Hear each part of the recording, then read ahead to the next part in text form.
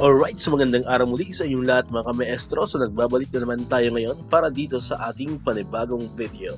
So ang video natin ngayon mga ka-maestro ay pag-usapan natin ito. Kailan nga ba talaga darating ang ating clothing allowance? Pero bago natin alamin yan, kung bago pa lang dito sa ating YouTube channel, huwag mong kakalimutan na mag-like, mag-comment, mag-share at syempre subscribe mo na rin itong ating YouTube channel, El Maestro Sir Anton Official. Ulitin ko po, paki-search lamang sa inyong mga Google, sa inyong mga browser, sa inyong mga YouTube, ang El Maestro Sir Anton Official at lalabas na po itong ating channel. Paki-click lamang po ang subscribe button dyan kasi libre lang naman po yan, wala pong bayad yan. And syempre, ang notification bell button, paki-click na rin po para manonotify kayo. Always updated kayo every time na may mga bago tayong upload na video katulad ito. Alright, so nabanggit ko na kanina ka-maestro, ang pag-uusapan natin ngayon, kailan nga ba talaga darating itong ating clothing allowance? Ayan, kasi may nag-chat po dito sa atin. Ayan, and syempre may mga nagko-comment din sa mga post natin sa social media. Sir El Maestro, kailan ba ang clothing allowance darating? Ayan po, so ito po yung mula sa ating follower. Ayan, si ma'am, syempre hindi natin babaghin ang kanyang pangalan. So nagtatanong po si ma'am kung kailan ba talaga darating ang ating clothing allowance. Lalo pa ngayon, di ba, mag-Holy Week break. So sana pagbalik natin, hopefully, di ba?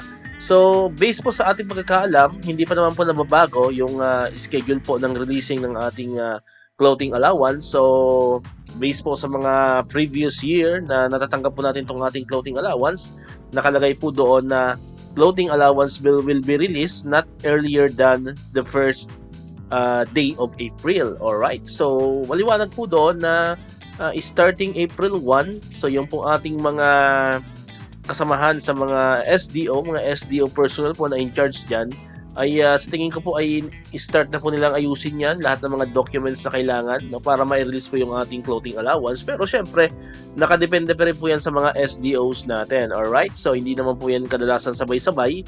So meron pong nauna, meron nalilate ng konti. So depende po yan. Pero according po sa guidelines niyan is the clothing allowance will be released not earlier than the first day of April. Okay?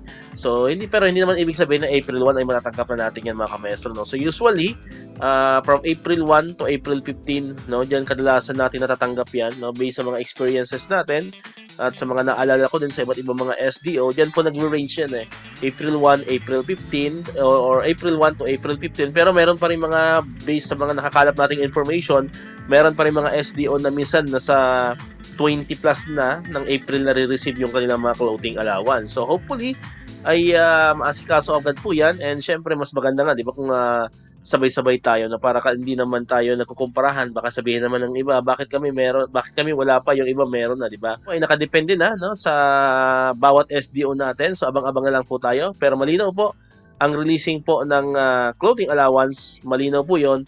Ngayong April pa rin po yan. Ngayong buwan po rin po ng April. Hindi pa naman po yan nababago. So abang-abang lang po dito sa ating channel, no? At agad-agad naman po nating ipopost dito kung mayroon ng mga SDO po na nabigyan na ng clothing allowance pagdating ng April 1 onwards. Ayan. So i-monitor po natin yan.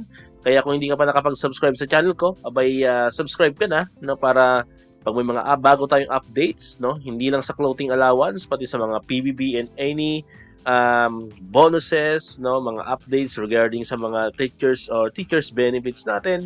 Yan, so lahat po yan ay ating ginagawa ng video at nilalagay po natin dito sa ating channel. Alright, so muli, maraming salamat sa inyong panonood at pakikinig.